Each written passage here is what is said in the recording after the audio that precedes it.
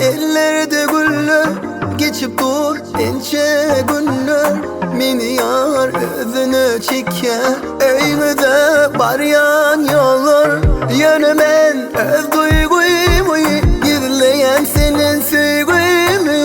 Bilsedin sen canı canım, belki çekmedim kaygıyını.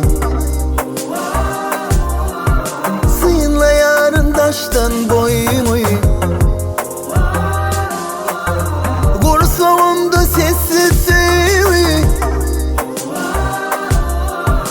baksana geldi delerime.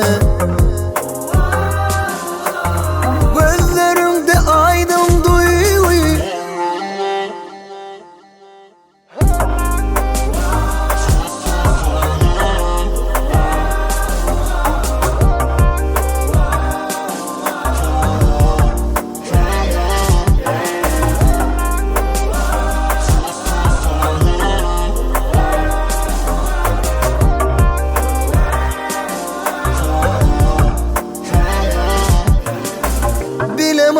Sebebine mi yetmeler kim men özüme.